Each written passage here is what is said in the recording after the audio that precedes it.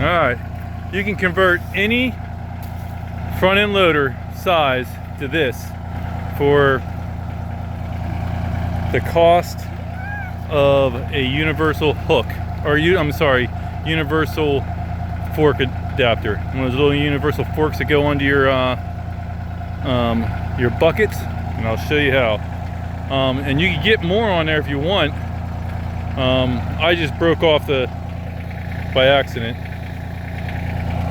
I had a little gate that I had down there snapped up, but you don't even need a gate on there. Look how much leaves.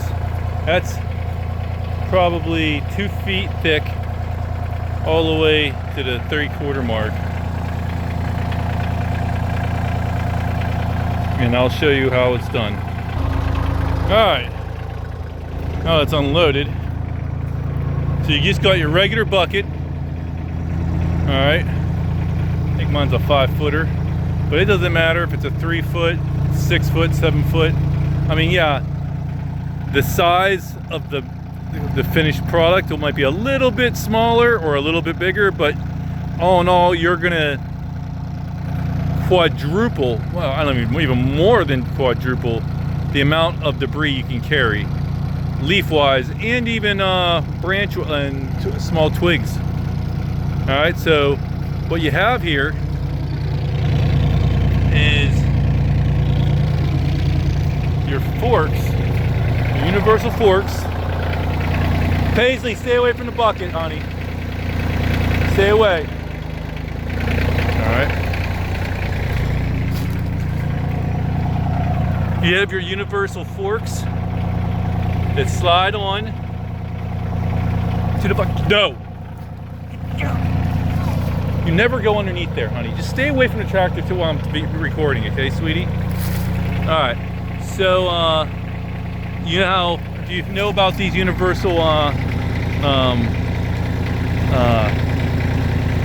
fork adapters? They just slide right onto your bucket, and you can probably pick them up for 80 bucks used if you look around.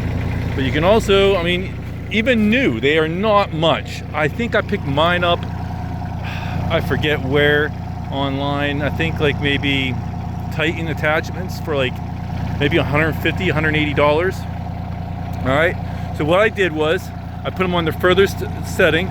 It does have this little, that's normally supposed to attach and slide in because they're not supposed to be that far apart. But for this purpose, I just left them far apart because they still help support the plywood.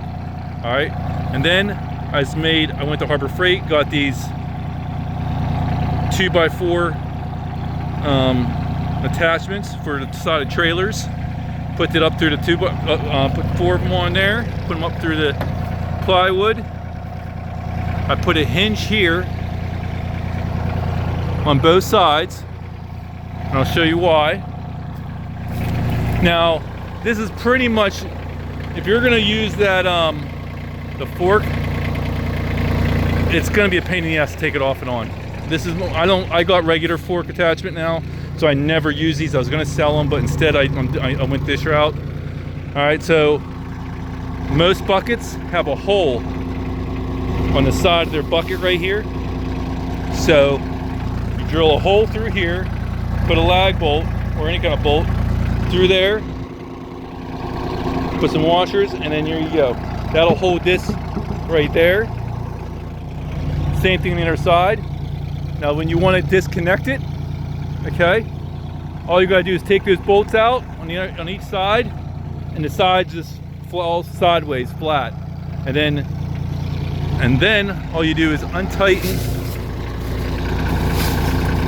Get the sleeves out. All right, right here,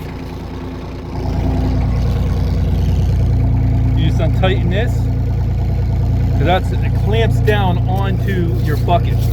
That's what holds onto your bucket. Now I also got straps going to here over the back and clamp and strap there. It's just a little extra security that when I go to pivot and dump it, it won't slide off from the weight, because these could slide off if they're not attached that way. So that helps hold it definitely onto the bucket itself.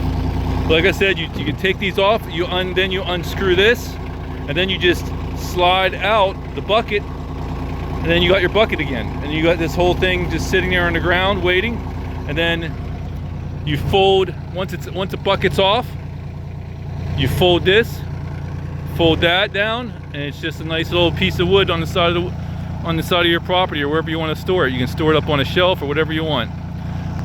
Now, like I said, I did have a door.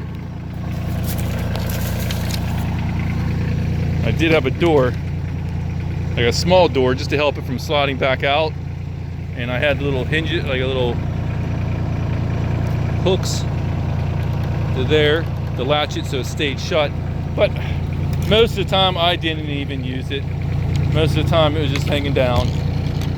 And that's the problem when it's hanging down. I never did put a chain. I was gonna put a chain on it from that to there to keep it from going like this. Here, let me zoom out. Sorry guys, not professional. All right. And then, and what happened was when I was going forward, it got caught. I thought I was higher than it was, and it pulled it back and snapped. But again, you don't need it. You can make it a little longer if you want.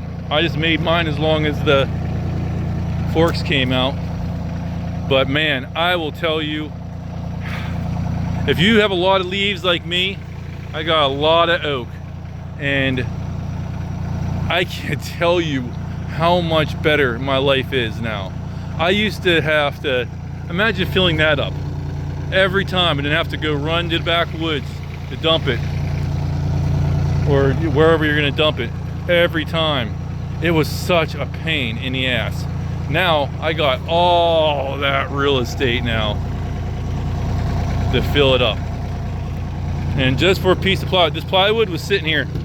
This old piece of plywood I had, actually a piece of wood I had for putting over windows for a hurricane, and it was starting to get a little old, so I just repurposed it. Hope that helps someone, because I got this entire property, this backyard, and I mean, it keeps going. I've still got that little brush of wood there, but we got his chairs all set up because we got a Easter party coming up here tomorrow. But all this, and I think I did it in 3 loads, and I had probably 3 full loads of that. It would have took me normally probably at least 2 hours raking it all in there and doing it before, and then instead I did it in probably a half hour.